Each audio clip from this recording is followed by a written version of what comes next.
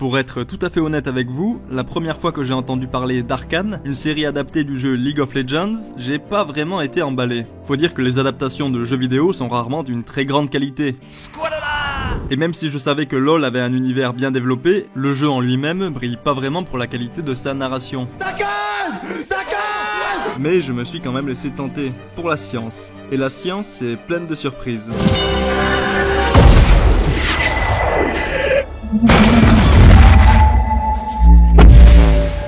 Bon, dans cette vidéo, je vais analyser la narration d'Arcane. Mais si vous voulez mon avis pour tout ce qui est animation, direction artistique, mise en scène, doublage, musique, en bref, c'est incroyable. Incroyable, ta mère la pute! Vraiment, c'est un niveau de perfection rarement atteint pour une série animée. Mais même avec toutes ces qualités, si l'histoire est naze, bah ça m'intéresse pas vraiment. Alors, qu'est-ce qu'il en est de la narration ? Les 2 premiers épisodes de la série accrochent plutôt bien, les personnages sont attachants et on a une bonne introduction à l'univers, avec des atmosphères très marquées entre la ville haute et la ville basse. Mais mis à part le point de vue des 2 scientifiques, le scénario reste plutôt classique. On a une opposition entre un monde riche et un monde pauvre, une bande de jeunes héros prometteurs qui veulent en découdre, un mentor qui a raccroché les gants, littéralement, et un méchant avec un œil chelou de méchant qui fait des applaudissements dramatiques de méchants. Alors même si tout ça est très bien exécuté, il manque un petit quelque chose pour que l'histoire d'Arcane sorte du lot. Et ce petit quelque chose va arriver dans l'épisode 3.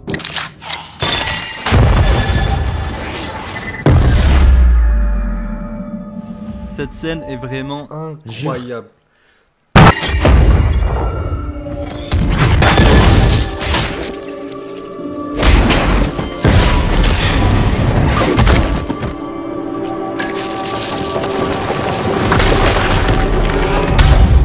D'un point de vue narratif, la construction de toute cette séquence est super intéressante. Juste avant l'explosion de la bombe, on est dans ce qui pourrait s'apparenter à ce qu'on appelle un All is Lost, un moment de désespoir où la défaite semble inévitable. Et c'est souvent dans ces moments-là que les renforts débarquent pour sauver la situation. On a tellement vu et revu ce genre de scènes de sauvetage à la dernière minute qu'on les connaît presque instinctivement. Du coup, on s'attend à ce que la bombe explose le méchant monstre et que Powder prouve enfin à tout le monde qu'elle est vraiment utile.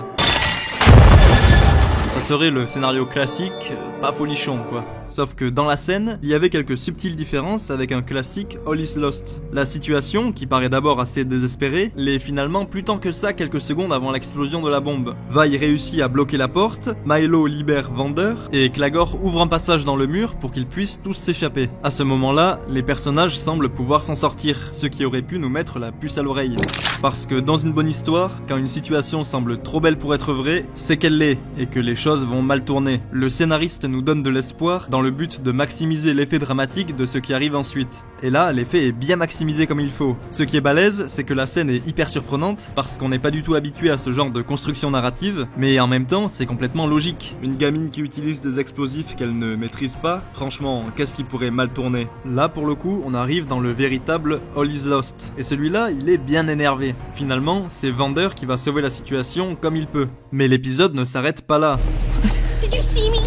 My monkey bomb finally worked! La confrontation entre les 2 sœurs est super chargée en émotions, et assez terrible à regarder, parce qu'on comprend le point de vue et la réaction des 2 personnages. Vi qui vient de tout perdre à cause de sa sœur, et Powder qui voulait simplement aider. I only wanted to help. I only wanted to help. I only wanted to help. I told you to stay away. I told you to stay away! La scène sonne très juste et prend vraiment aux tripes. Mais comme c'était pas déjà assez horrible, le drame va continuer. Vi, qui est parti se mettre à l'écart pour se calmer et souffler quelques instants, ne pourra pas empêcher Silco de récupérer Powder, qui est persuadé d'avoir été abandonné par sa grande sœur. I'll show them. We will show them all. Et c'est comme ça que se termine le premier acte d'Arcane. Bon, à ce moment-là, on sait déjà qu'on a affaire à une sacrée histoire, et ça va se confirmer dans les 2 actes suivants. La narration d'Arcane va se montrer pleine de qualité, et j'ai relevé notamment 3 points forts que je vais développer avec vous. Le premier point fort, c'est qu'il y a une ellipse temporelle entre les 2 premiers actes, et une sacrée ellipse en plus, environ 6 à 7 ans à vue de nez. Je l'ai sûrement déjà dit dans d'autres vidéos, mais j'aime beaucoup les ellipses temporelles. Avoir une ellipse dans une histoire, ça permet plusieurs choses intéressantes. Par exemple, ça peut permettre de faire évoluer l'univers. Dans Piltover, la technologie a beaucoup évolué grâce aux travaux de Victor et de Jace. Dans Zone, Silco a repris le bar de vendeur, a développé le trafic de Shimmer, etc.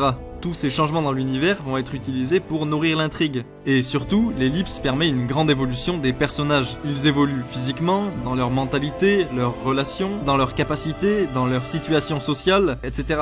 Tous les personnages vont beaucoup évoluer. On retrouve donc un Jace en vogue dans la société mondaine, un Victor affaibli par la maladie, une Caitlyn en pleine enquête qui a rejoint la police, un Echo chef de gang et une Powder qui est devenue Jinx. Sisters, right? Can't live with them, can't stuff them back in the old baby maker.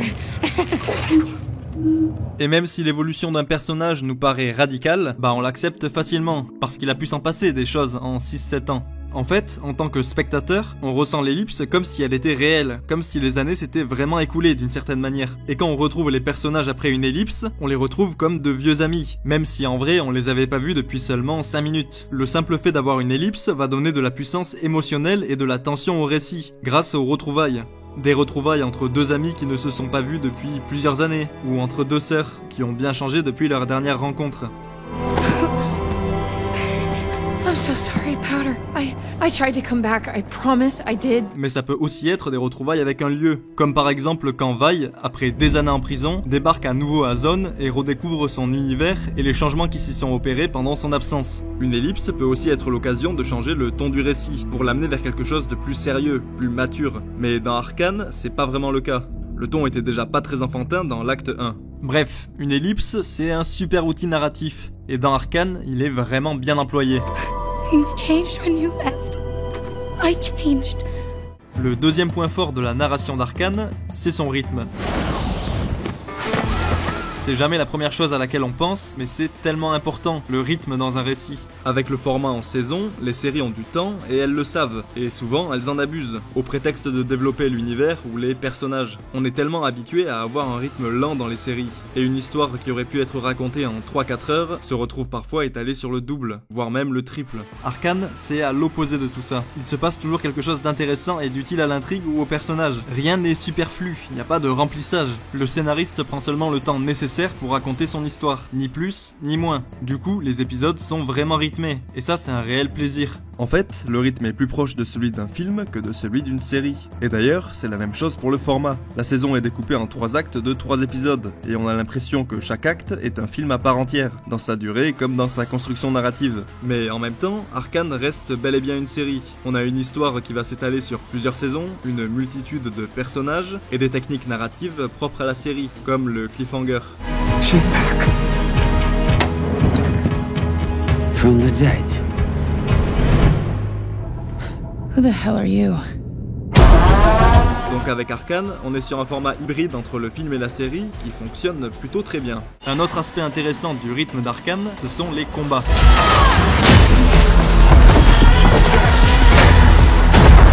Avec une série adaptée de League of Legends, j'avais peur que l'intrigue tourne vachement autour des combats. Et en fait, pas du tout. Il y a même assez peu de combats en fait. Et ils viennent jamais casser la dynamique du récit. Au contraire, ils ont toujours une justification narrative. Et surtout, ils sont courts. Par exemple, le combat entre Echo et Jinx est excellent. Et pourtant, il doit pas durer plus de 10 secondes.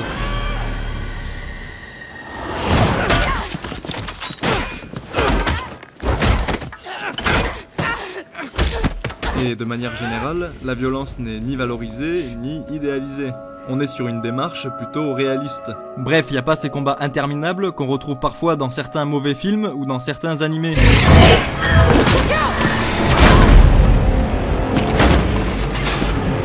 J'ai aussi apprécié que le dernier épisode de la saison ne se finisse pas par une grosse baston, mais par une scène en comité restreint, pleine de tension et d'intensité, qui se focalise sur les relations et les conflits entre personnages.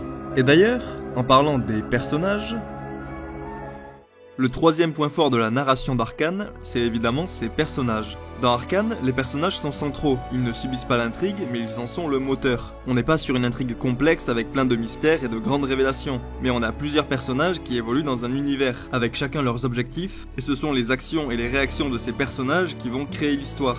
On sent qu'il y a un soin énorme apporté aux différents personnages. Ils sont tous bien caractérisés, et surtout ils paraissent profondément humains, dans leurs aspirations, leurs doutes et leurs conflits intérieurs, leurs erreurs et leurs regrets, et jusque dans le détail de leur gestuelle. Un mouvement d'épaule qui trahit un traumatisme, un tapotement de jambes nerveux, ou encore un...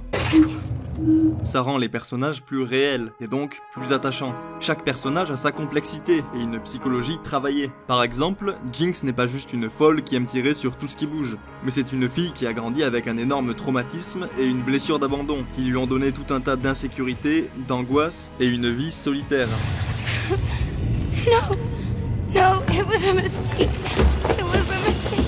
Et sous ses apparences de psychopathe, dans le fond, elle est restée la même petite fille, qui voulait simplement aider les autres, I can help them. être aimée et acceptée comme elle est. On est bien loin d'une opposition gentil-méchant. Les motivations de chaque personnage sont compréhensibles, même celles des antagonistes. The sons and daughters of Zon deserve more than their runoff. Franchement, le rêve d'indépendance de Silco semble bien légitime, surtout quand on voit la gueule du conseil qui gouverne la ville. Am I to tell the Noxians their next shipment of wine will be vinegar? Les personnages ont des évolutions subtiles et donc inattendues. Par exemple, Jace, à qui tout réussit un peu trop, semblait bien parti pour devenir le personnage corrompu par le système, en opposition au pauvre Victor, qui serait dévoué corps et âme à la science et au bien commun. Sauf que non, même si Jace entre dans l'arène politique, à aucun moment il ne renie ses valeurs ou ne va trahir son ami.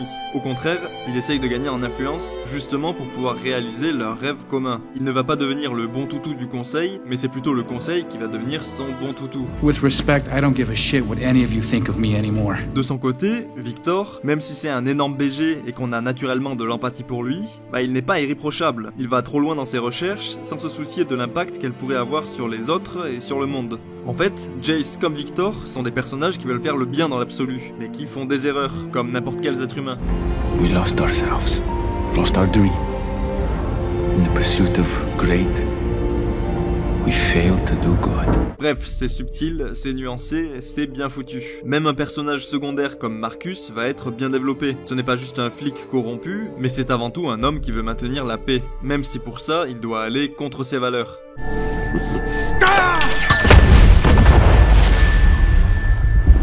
Then what are you waiting for?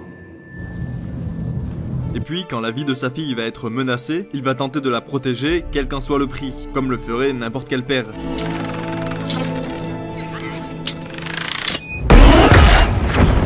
Alors c'est toujours cool d'avoir des bons personnages dans une série, mais avoir des bons personnages qui sont interconnectés, c'est encore mieux. Et ça, Arcane le fait très bien. Au fil des actes, la plupart des personnages vont se rencontrer, se lier, ce qui donne l'impression qu'on est face à une grande toile où tous les destins sont liés, où les actions des uns se répercutent sur les autres. On sent qu'il y a vraiment une volonté de lier tous les personnages entre eux, parfois de façon un peu forcée, mais souvent de façon habile. Quand on regarde l'acte 1, on ne pense pas une seconde que Vi, l'orpheline de Zone, et Caitlin, la fille de Bourge de Piltover, vont se croiser un jour. Et pourtant, elles vont faire bien plus que se croiser. Elles vont même former un sacré duo, et la façon dont c'est amené fait complètement sens. De la même manière, la relation naissante entre les deux personnages semble organique. Toutes ces connexions donnent de la profondeur et de l'épaisseur aux personnages, qui vont pouvoir exprimer différentes facettes de leur personnalité en fonction de leur interlocuteur. Et de toutes ces connexions entre les personnages, celle que j'ai préférée est celle de Jinx et Silco. La dynamique entre les deux est vraiment intéressante. On a une relation père-fille assez particulière. Déjà, à la base, Silco a recueilli Powder de manière désintéressée. Pas pour utiliser ses supposées capacités comme le feraient beaucoup de méchants classiques, mais parce qu'il s'est reconnu en elle. Elle lui saute dans les bras après avoir été abandonnée par sa sœur, comme lui a été trahi et abandonné par Vander, qu'il considérait comme un frère. Au début de l'acte 2, la relation qui les unit semble d'abord un peu malsaine, vu que Jinx se comporte avec Silco comme une petite fille le ferait avec son père, sauf qu'elle a plus vraiment l'âge pour ça. En fait, Silco et Jinx ont une relation fusionnelle, parce que les deux se sont construits autour d'une blessure d'abandon, une trahison, et qu'ils ont l'impression de ne pouvoir compter que l'un sur l'autre. Et ce que je trouve intéressant, c'est que même si Silco est l'antagoniste de la saison, il ne manipule pas Jinx. Il l'a inclus dans son rêve d'indépendance, mais c'est elle qui veut travailler avec lui, qui veut prouver sa valeur, montrer qu'elle peut lui être utile. D'ailleurs, c'est pas forcément bon pour les affaires de Silco. Au fil des épisodes, on se rend compte que cette relation entre les deux personnages a vraiment beaucoup d'aspects d'une relation père-fille assez classique. That's me! Half a dozen enforcers dead! Enforcers dead! Silco engueule Jinx comme un père engueulerait sa fille après une bêtise, sauf que avec Jinx, les bêtises ont pas vraiment la même ampleur. Il lui donne aussi des leçons de vie. Bon, elles valent ce qu'elles valent, ces leçons, mais en tout cas, il lui transmet quelque chose. Et dès qu'il peut, il va la protéger, la couvrir. Arresting her would be doing you a favor. I don't need favors. quitte à se mettre lui-même en porte-à-faux. She has to pay for what she's done. They weren't her crimes. She was working for me. Et c'est quand Jinx est au bord de la mort qu'on se rend compte à quel point Silco tient désespérément à elle. Évidemment, c'est pas pour autant que leur relation est saine et idéale. Au contraire, Silco va mentir à Jinx sur le retour de Vi, et quand elle le découvre, il va tenter de la dissuader d'aller retrouver sa sœur. I am your family. Everyone else betrays us. Il veut la garder près de lui, mais est-ce que c'est pour son bien-être à elle, ou pour son bien-être à lui? Dans le dernier épisode, les scénaristes vont mettre Silco dans le dilemme absolu, le forcer à choisir entre son rêve d'indépendance, pour lequel il s'est battu toute sa vie, et sa fille adoptive, Jinx. Ça va mettre le personnage dans un conflit intérieur et le faire évoluer. Dans une scène très touchante, il va même finir par comprendre son ancien camarade vendeur, qui avait abandonné la cause pour s'occuper de 4 orphelins. Oh, it all makes sense now, brother. Pour Jinx, Silco est prêt à abandonner le rêve de toute sa vie. Et ça, pour un antagoniste, c'est pas commun. En fait, Silco aime sincèrement Jinx. Il l'aime comme elle est. You're my daughter. I'll never forsake you. Là où Vi aime Powder et va être choqué, voire même horrifié par Jinx. Sheesh, I'm not that crazy. Et pendant la scène finale du repas, quand il tente de tuer Vi, c'est à la fois pour protéger Jinx, il est persuadé que partir avec sa sœur la détruirait, et à la fois parce qu'il a terriblement peur de la perdre, d'être à nouveau abandonné, parce qu'il ne pourrait pas vivre sans elle. Finalement, et sans vraiment le vouloir, Jinx va causer la mort d'une autre de ses figures paternelles.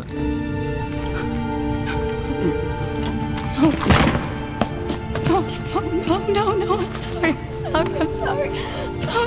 Et même après qu'elle lui ait tiré dessus, Silco ne lui en veut pas, et lui donne l'amour et l'approbation qu'elle a toujours recherché. Don't cry. You're perfect. Franchement, si cette mort vous a laissé indifférent, bah vous avez juste pas d'âme en fait. C'était une super idée de donner à Silco une affection sincère pour Jinx. Ça donne tellement plus de profondeur au personnage, et ça en fait un excellent antagoniste. Alors que franchement, au début, c'était pas gagné. On parle quand même d'un mec qui faisait des applaudissements dramatiques. Bon, j'ai pas mal parlé des qualités narratives d'Arcane, mais tout n'est pas parfait dans la série, et il y a quelques détails qui m'ont pas emballé. Comme par exemple, à la fin de l'épisode 3, la psychologie de Powder change un peu trop rapidement. She is not my sister anymore.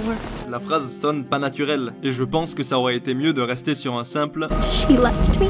Comme défaut, on pourrait aussi parler des énormes pecs de Jace, qui sont un peu trop gros pour être vrais. Et regardez-moi ce dos! Incroyable. Non, plus sérieusement, le fait que Jace combatte aussi bien, c'est pas des plus crédibles. Ça sort un peu de nulle part, alors que le mec est censé être un scientifique à la base. On sent qu'il y avait une volonté de mettre en avant Jace, le champion de League of Legends, plus que Jace, le personnage d'Arcane. Enfin bref, il y a quelques petits défauts comme ça par-ci par-là, mais c'est vraiment de l'ordre du détail. Arcane est une série incroyablement bien écrite et produite, et c'est vraiment mon gros coup de cœur de cette année. J'ai tellement aimé la série que j'ai carrément commencé à jouer à League of Legends. Avant, j'avais du mal à comprendre l'engouement autour de ce jeu, mais... I understand now. Voilà, j'espère que la vidéo vous aura plu, et je vous dis à très bientôt pour une prochaine analyse.